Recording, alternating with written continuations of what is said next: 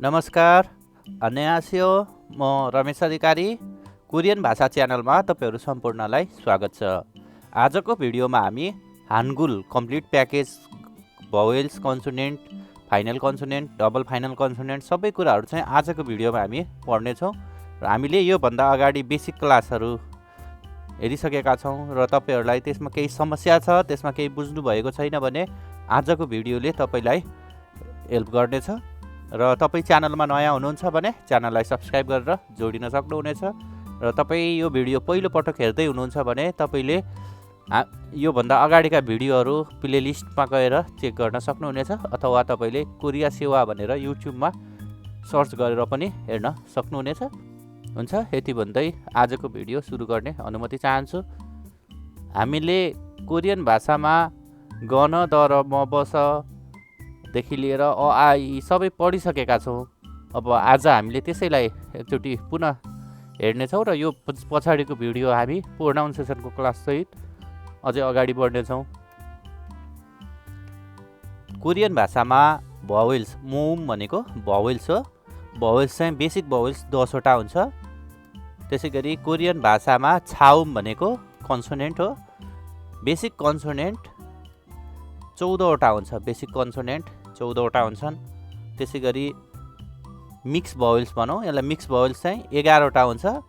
Mix भावेल्स Korean भाषामा भावेल्सबाटलाई भावेल्स मिलाएर बनाइएका भावेल्सहरू 11 वटा हुन्छन्। त्यसै गरेर कन्सोनेन्टबाट कन्सोनेन्ट जोडेर मिलाइएको कन्सोनेन्टहरू चाहिँ 5 वटा हुन्छ। यसलाई डबल कन्सोनेन्ट भनिन्छ। अब यी के हुन् भनेर हामी अब चेक गर्दैछौँ। सबैभन्दा सुरुमा हामी बेसिक भावेल्सबाट सुरु गर्छौँ। तपाईहरूले यो पढिसक्नु भएको छ, आया, अय, ओयो, उयु, उ, इ भनेर म यहाँ लेखेर देखाउँछु है त।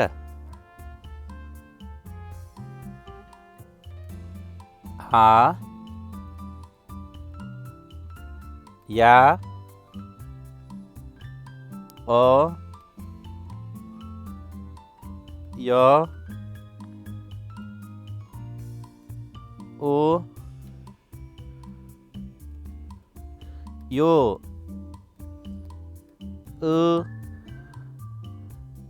यो, इ। हजुर, यी 10 वटा भावेल्सहरू बेसिक भावेल्सहरू तपाईहरूलाई मैले 0 को पोजिसन अगाडि र माथि हुन्छ भनेर पनि सिकाइसकेको छु। तपाईँले पहिलाको भिडियोबाट पनि चेक गर्न सक्नुहुनेछ र तपाईहरूले यसलाई यहाँबाट पनि हेर्न सक्नुहुनेछ। आ, या, अ, य, ओ, यो, यो, इ। यसको उच्चारण कसरी गरिन्छ भनेर पनि तपाईँले चेक गरिसक्नु भएको छ। त्यसै गरेर हामी सिङ्गल कन्सोनेन्ट हेरौँ। सिङ्गल कन्सोनेन्ट कोरियन भाषामा सिङ्गल कन्सोनेन्ट 14 वटा हुन्छ र ती के हुन् भनेर मैले तपाईँलाई यहाँ लेखेर देखाउँदैछु।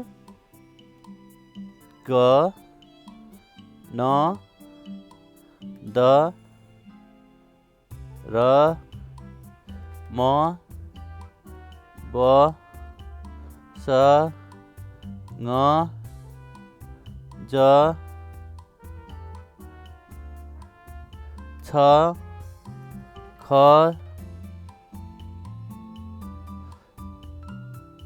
थ, फ, अ।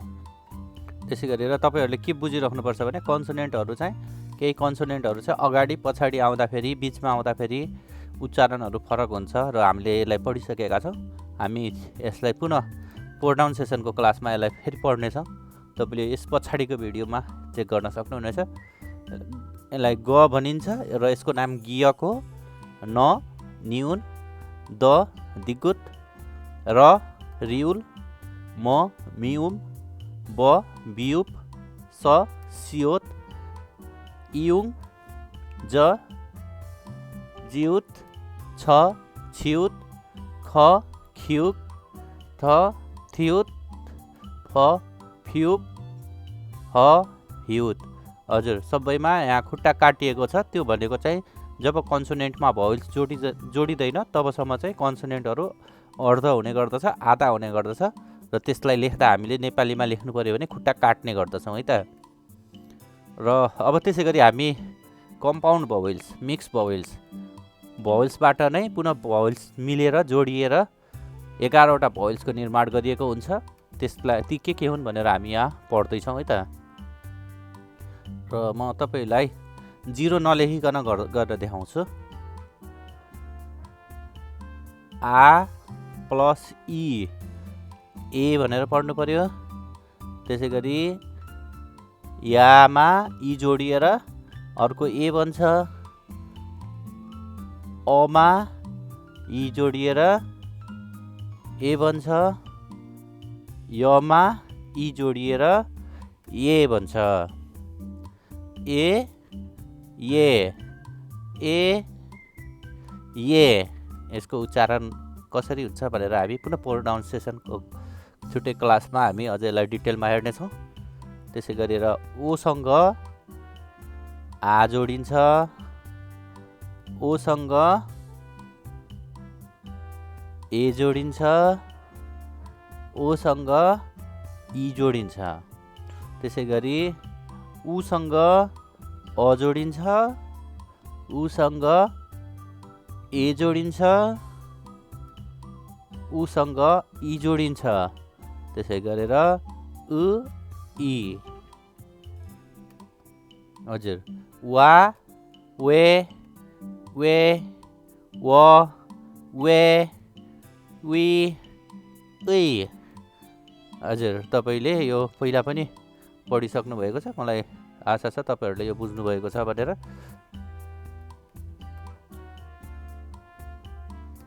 र यसमा तपाईँले पुनः एकचोटि चेक गर्न सक्नुहुनेछ। ए, ये, वा, वे, व। त्यसै गरेर वे, वी, उई। हजुर, यसको उच्चारण तपाईँले चेक गरिसक्नु भएको छ।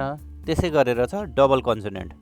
जब कोरियन भाषामा सिङ्गल कन्सोनेन्टले सबै साउन्डहरूलाई चाहिँ कभर गर्न सकेन, त्यसपछि पुनः कन्सोनेन्टबाट नै थप कन्सोनेन्टको निर्माण गरिएको हो। र डबल कन्सोनेन्ट 5वटा हुन्छ। के हुन्छन् हेरौँ है त।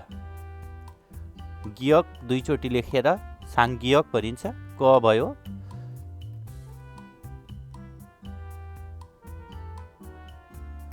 त्यसै गरी दिगुतलाई दुईचोटि लेखेर बनाइयो, बियुपलाई दुईचोटि लेखेर नयाँ कन्सोनेन्ट बनाइयो। त्यसै गरेर जियुतलाई दुईचोटि लेखेर नयाँ कन्सोनेन्ट बनाइयो र सियोतलाई दुईचोटि लेखेर नयाँ कन्सोनेन्टको निर्माण गरिन्छ। यसलाई हामीले क भनेर पढ्यौँ, यसलाई त भनेर पढ्यौँ, यसलाई प भनेर पढ्यौँ, यसलाई च भनेर पढ्यौँ र यसलाई स भनेर पढ्यौँ है। अब तपाईँहरूले यसलाई यहाँ पुनः चेक गर्न सक्नुहुन्छ।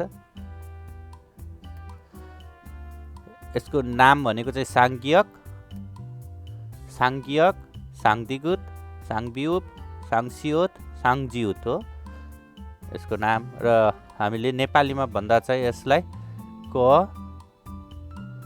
यसलाई त, यसलाई प, यसलाई स र यसलाई च भनेर पढ्यौँ, च। हजुर, त्यसै गरी नेक्स्ट हेरौँ। हानगुलमा चाहिँ यति नै हो, सबै 40वटा हामीले पढिसक्यौँ।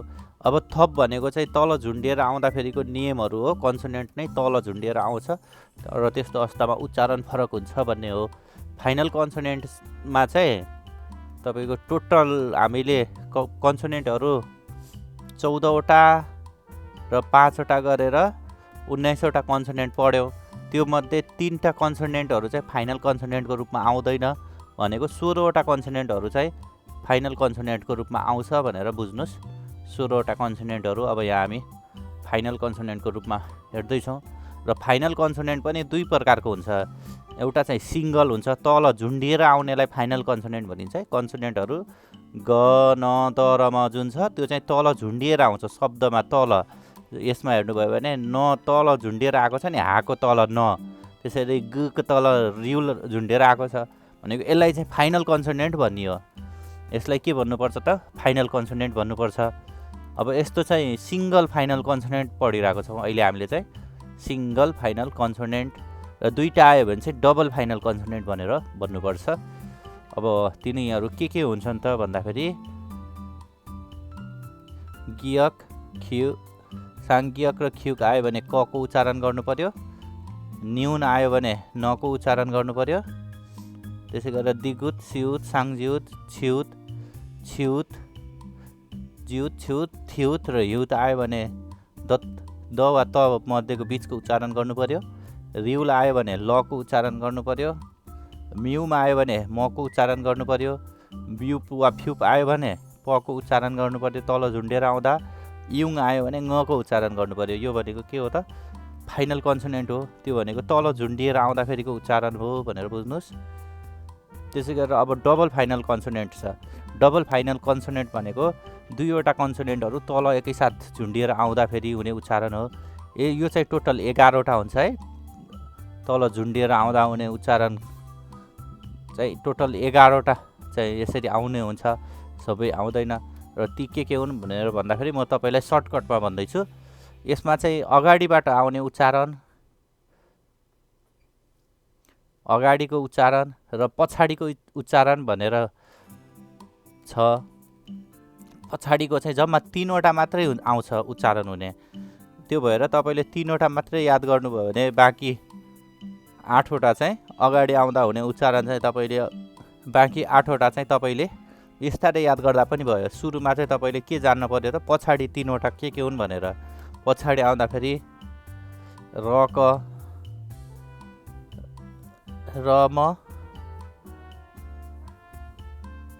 र फ आयो भने चाहिँ पछाडिको उच्चारण गर्ने। यो पछाडिको क उच्चारण गर्ने, म उच्चारण गर्ने, फ उच्चारण गर्ने। यसरी तपाईँहरूले यो बुझ्नुभयो भने हुन्छ। र म तपाईँलाई यहाँ सबै देखाउँछु पनि अब। हजुर, यहाँबाट तपाईँले चेक गर्न सक्नुहुन्छ। अगाडिको अक्षर उच्चारण हुने कस्तो अवस्थामा हुन्छ त? यसरी ग स आयो भने क को उच्चारण गर्नु पर्यो। ग न र ज सँगै आयो भने न को उच्चारण, न र ह सँगै आयो भने न, र ब सँगै आयो भने ल, रिउल र सियोत सँगै आयो भने ल को उच्चारण, ल को उच्चारण, ल को उच्चारण, प को उच्चारण हुने भयो। त्यसै गरेर पछाडिको अक्षर उच्चारण कस्तो केसमा हुन्छ हामीले भर्खरै हेऱ्यौँ। रिउल र गियकसँगै आउँदा क, रिउल र म्युनसँगै आयो भने म, रिउल र फ्युपसँगै आयो भने प को उच्चारण गर्नु पर्यो। यसरी चाहिँ तपाईँहरूले यो कुराहरू राम्रोसँग बुझ्नु पर्यो, नियमलाई चाहिँ राम्रोसँग हेर्नु पर्यो। हजुर, तपाईँलाई आजको भिडियो कस्तो लाग्यो? केही समस्याहरू छन्, केही बुझ्नुभएको छैन भने तपाईँले कमेन्ट मार्फत हामीलाई जानकारी गराउन सक्नुहुनेछ। र भिडियो कस्तो लाग्यो, मन पर्यो भने तपाईँले आफ्नो प्रतिक्रिया दिनुहोला। तपाईँहरूको सपोर्टले नै आगामी भिडियोहरू झन् राम्रो बनाउन सकिने भएको भएर तपाईँहरूले एकदमै सपोर्ट गर्नुहुन विनम्र अनुरोध पनि गर्न चाहे। हुन्छ, यति भन्दै तपाईँहरूको कोरियन भाषाको जुन तयारी छ एकदम राम्रो होस् भन्ने शुभकामना दिँदै आजको भिडियोबाट भने बिदा हुन चाहन्छु। तपाईँहरूको दिन शुभ रहोस्। By by.